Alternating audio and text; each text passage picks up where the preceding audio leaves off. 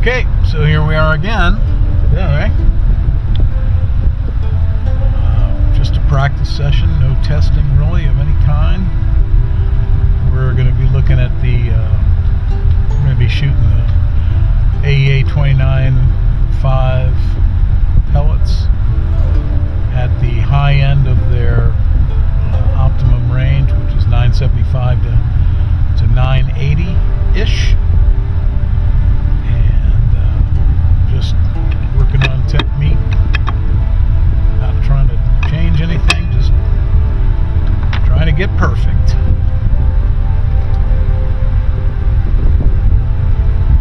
Already took a couple shots up at the top, got what I think is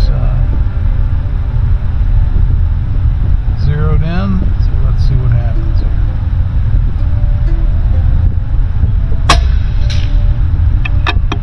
There it is, 974.6.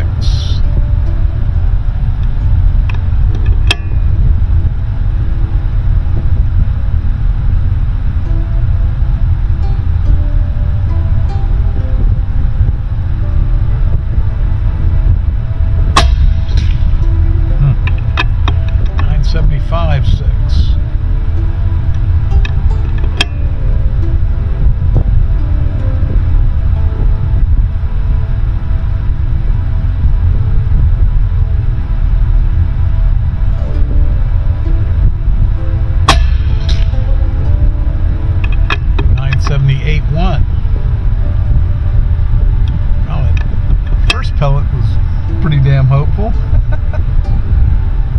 The next two, not so much.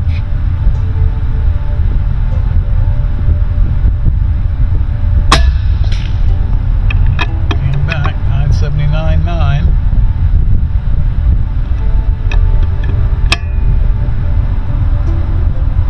I've been asked if I do any pellet prep. I don't.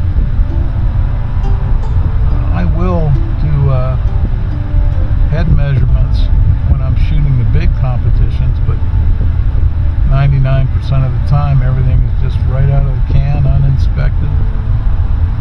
Just pull them out and shoot them.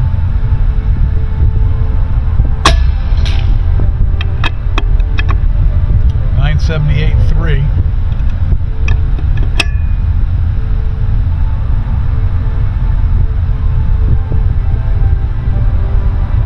So anal that I have to pick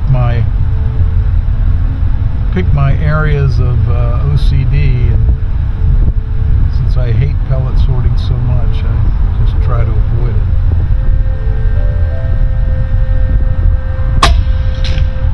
Wow. Although pellet sorting might have saved that 8. That was 977.7, and I have no clue why. I think for the second video today, I'm going to switch the camera over to 60 frames per second and see if I can detect anything weird going on with this pellet flying. I'll back the scope magnification out and catch the pellet and fly it a little better.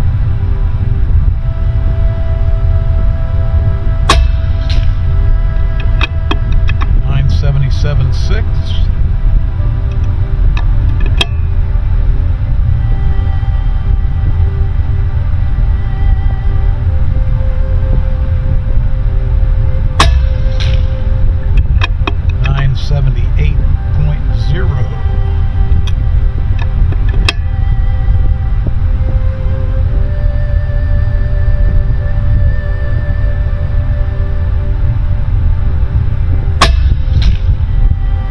Discussion on AGN with Mike Bricker about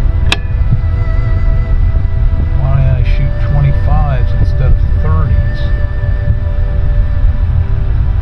and basically just comes down to BC and performance.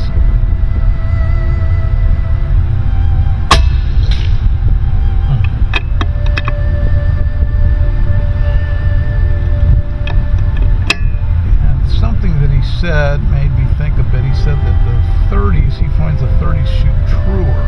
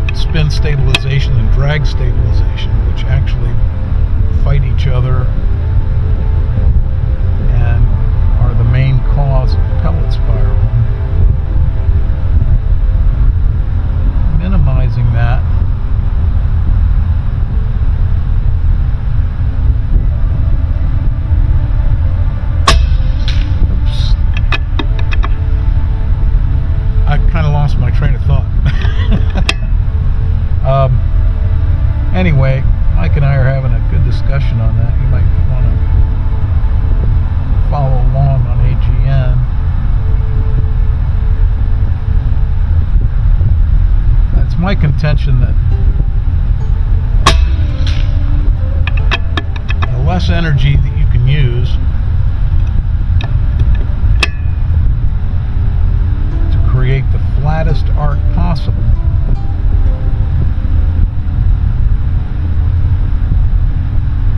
Is going to generally, and I say this with a big caveat, it's going to generally produce the best results. The reason that I say there's a caveat there is because of BC.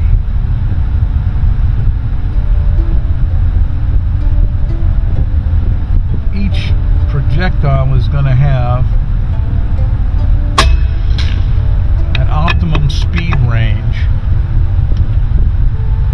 and energy load to produce its best, its highest BC.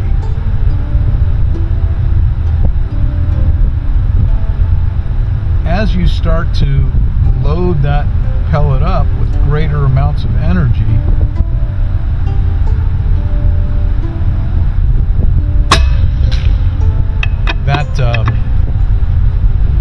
that'll often cause more wobble.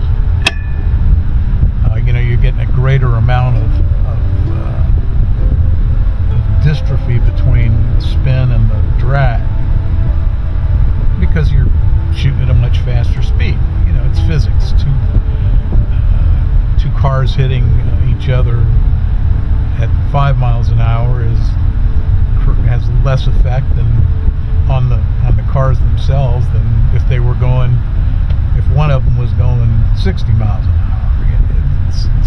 It's nothing. It's not brain surgery, but it applies to this just like it applies to anything.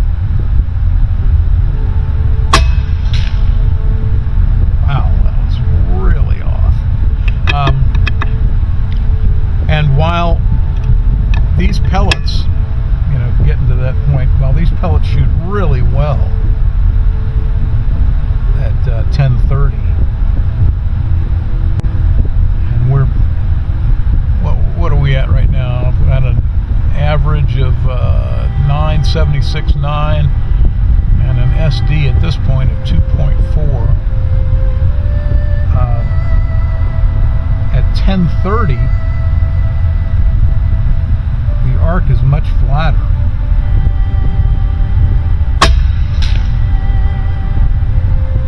But the BC is considerably lower. At the speed that I'm shooting right now, the BC will average around 0.070, maybe 0.071. I'm probably closer to 0.070.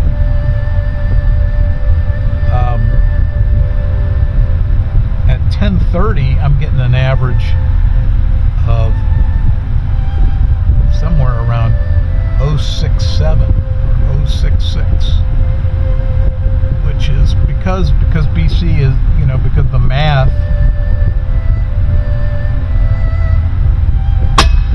used to calculate BC is pretty complex.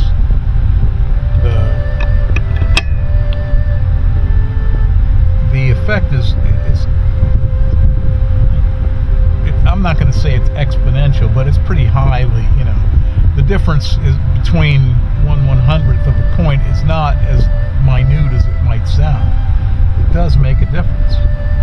That that difference between 0.70 and 0.71 is consequential. So to change that by 4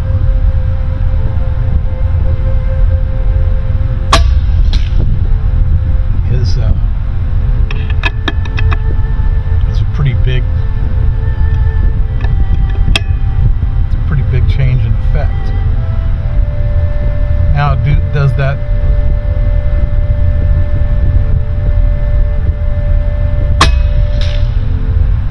cause a great deal of difference in the POI downrange? Well, that depends. On a really nice calm day, I'm going to say no, it doesn't. I'm going to say you're going to have an advantage. That the advantage of flattening that arc is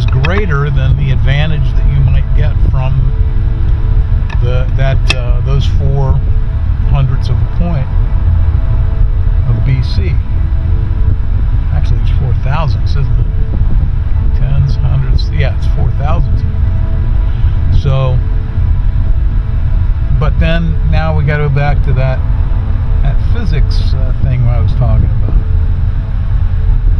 where you get those two cars colliding.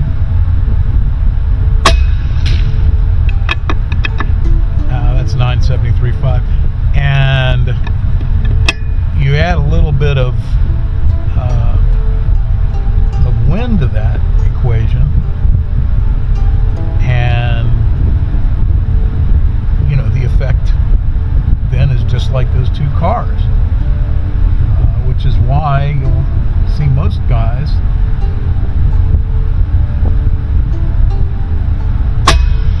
opt to shoot a little bit slower. That's the end of the video here, by the way. Opt to shoot a little bit slower in the wind, because the deflection is going to be greater at a higher speed. Okay, that's the end of video 1, and so endeth the lecture.